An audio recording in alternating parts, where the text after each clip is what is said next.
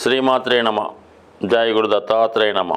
ఈ వీడియోలో మనం వృషభ రాశి వారికి జనవరి 26వ తారీఖు నుంచి 1వ తారీఖు మధ్యలో జరిగే వార ఫలాలు తెలుసుకుందాం. ఈ వారంలో జరిగినటువంటి ముఖ్యమైన మార్పుల్లో ధనస్థానంలోకి కుజగ్రహ సంచారం వల్ల జాతకుడు తన వాక్చాతుర్యంతో ఉన్నట్టు మాట్లాడడం వల్ల అయితేనే, కఠినంగా మాట్లాడడం అయితేనే అటు బంధుమిత్రులతో కానీ స్నేహితులతో కానీ విరోధాలు వచ్చే అవకాశం ఉంది. ఆర్థిక విషయాల్లో కుటుంబ అవసరాల కొరకు ఎక్కువగా ధనం ఖర్చు అయ్యే అవకాశం ఉంది. కుటుంబ సభ్యుల యొక్క ప్రవర్తన మీకు ఇబ్బందికరంగా ఉండడం వలన కుటుంబ సభ్యులతో విభేదాలు రావడం జరిగే సూచనలు ఉన్నాయి. ఇలాగే ధన విషయంలో కూడా కొన్ని సమస్యలు, ఈ కుటుంబ విషయాల్లో ఆర్థిక విషయాల్లో అనుకోని కొన్ని సమస్యలు వచ్చే అవకాశం ఉంది. కాబట్టి ఏదైనా నిదానంగా సామరస్యంగా నెమ్మదిగా చెప్పడం వల్ల మీ కుటుంబ సభ్యులు మీకు సహకరిస్తారు తప్ప మీరు కఠినంగా వ్యవహరించడం వల్ల, అథారిటేటివ్గా ప్రవర్తించడం వల్ల మరి వాళ్ళ యొక్క మనోభావాలు దెబ్బతిని మీకు వ్యతిరేకంగా పనిచేసే అవకాశం ఉంటుంది. కాబట్టి చాలా వరకు సామరస్య ధోరణిలోనే వ్యవహరించడం మంచిది. అయితే ఇదే సమయంలో మీకు ఏదైనా స్థిరాస్తి అమ్మడం వల్ల కానీ స్థిరాస్తిపై ఏదైనా ఆదాయం రావడం జరిగే అవకాశం ఉంది. మొత్తం మీద ఆదాయం అనుకూలంగా ఉన్నప్పటికీ కూడా అదే ధనం మీ కుటుంబ సభ్యుల మధ్య విభేదానికి కారణం కూడా అవడం జరుగుతూ ఉంటుంది. బట్ ఏదైనా సర్దుకుపోయే ధోరణిలో ఉంటే మంచిది. ఇక లాభస్థానంలో మరి ఈ వారం శుక్రుడు మంగళవారం రోజు ప్రవేశించడం వల్ల అక్కడ ఉన్నటువంటి రాహుగ్రహంతో కలిసి ఉండడం వలన చాలా వరకు జాతకులకి విదేశంలో ఉన్నటువంటి మీ బంధువులు మీకు సహకరించే అవకాశం ఉంది. అలాగే మీరు చేస్తున్నటువంటి రుణ ప్రయత్నాలు చాలా వరకు ఫలించే అవకాశం ఉంటుంది.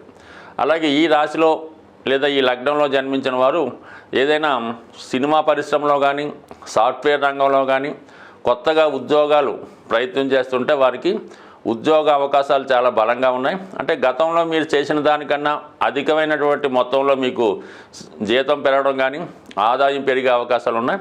అలాగే ఆర్థిక రంగ సంస్థల్లో బ్యాంకింగ్ రంగంలో ఉన్న వాళ్ళకి కూడా అనూహ్యంగా వారికి అభివృద్ధి వచ్చే అవకాశం ఉంది. ముఖ్యంగా ఈ రాశిలో ఉన్నటువంటి స్త్రీలకి అటు వివాహ ప్రయత్నాలు కానీ ఉద్యోగ ప్రయత్నాలు కానీ చాలా వరకు ఫలించే అవకాశం ఉంది. అలాగే ఈ రాశిలో ఉన్నవారికి మరి చాలా ఉన్నత స్థాయిలో ఉన్నటువంటి స్త్రీలు పరిచయం ఉండడం వల్ల వారి యొక్క సహకారంతో మీ యొక్క ప్రగతికి బాటలు వేసుకునే విధంగా ఈ శుక్రరాహుల ఏకాదశ స్థితి జాతకుడికి అనూహ్యంగా స్త్రీల ద్వారా లాభాన్ని కలిగించే అవకాశం ఉంది. అలాగే విదేశ సంస్థల ద్వారా మీకు సహాయ సహకారాలు అందించే అవకాశాలు ఉన్నాయి.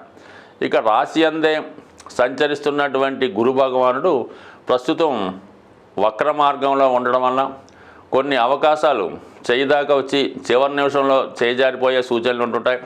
అయితే మీరు 1-2 సార్లు ప్రయత్నం చేయడం వల్ల ఆ ప్రయత్నాలు సఫలీకృతం అయ్యే సూచనలు ఉన్నాయి. ఇక ముఖ్యంగా దశమ స్థానంలో సంచరిస్తున్నటువంటి ఈ బుధ రవుల కలయిక మరి జాతకుడు ఏదన్నా నూతన ఉద్యోగ ప్రయత్నాలు చేసినప్పుడు అవి చాలా వరకు అనుకూలించే అవకాశం ఉంది. అలాగే చేస్తున్నటువంటి వృత్తితో పాటు ఏదైనా పార్ట్ టైం ఉద్యోగం కానీ లేదా అదనపు ఆదాయం కొరకు చేసే ప్రయత్నాలు చాలా వరకు ఫలించే అవకాశం ఉంది. ఈ సహకారంలో మీకు మరి ప్రభుత్వ అధికారులు కానీ ఉన్నత స్థాయిలో ఉన్నటువంటి అధికారులు కానీ రాజకీయ నాయకులు కానీ మీకు చాలా వరకు సహకరించే అవకాశాలు ఉంటాయి. బట్ ఏదైనా ఉద్యోగపరమైనటువంటి మార్పులు కోరుకునే వారికి ఇది కొంత ఉద్యోగంలో మార్పులు వచ్చే అవకాశం ఉంది. అయితే ప్రభుత్వ ఉద్యోగులకి వారి యొక్క హోదా పెరిగే సూచనలు చాలా బలంగా ఉన్నాయి. తొందరలో వాళ్ళకి వృత్తిరీత్యా అభివృద్ధి కానీ ప్రమోషన్ కానీ వచ్చే అవకాశాలు కూడా చాలా వరకు ఈ గ్రహస్థితి రావడం చెప్తుంది. అంటే మనకి వృషభ రాశికి అనుకూల గ్రహాలైనటువంటి శుక్రుడు, బుధుడు, శని కూడా అనుకూల స్థితిలో రావడం వల్ల జాతకుడు ఈ వారంలో చేపట్టినటువంటి ఎటువంటి కార్యక్రమమైనా చాలా వరకు విజయవంతమయ్యే అవకాశం ఉంది. ఇక 5వ స్థానంలో ఉన్నటువంటి కేతుగ్రహ ప్రభావం వల్ల మీరు ఏదైనా స్పెక్యులేషన్లో కానీ షేర్ మార్కెట్ విషయంలో జాగ్రత్తగా నిర్ణయాలు తీసుకోకపోతే కొంతవరకు నష్టాలు బాట పట్టే అవకాశం ఉంది. కాబట్టి ఏదైనా ఇన్వెస్ట్మెంట్ చేసే విషయంలో చాలా జాగ్రత్త వహించడం మంచిది. సో అలాగే ఈ గురుగ్రహ ప్రభావం వల్ల జాతకుడు కొత్త విషయాలు తెలుసుకునే ప్రయత్నం చేయడం, పుణ్యక్షేత్రాలు దర్శించే యోగం కూడా ఈ వారం ఈ రాశి వారికి చాలా అనుకూలంగా ఉంది. అంటే మొత్తం మీద ఈ రాశి వారికి కుజుని యొక్క స్థితి తప్ప ఇంచుమించుగా మిగతా గ్రహాలన్నీ కూడా చాలా బలంగా ఉన్నాయి.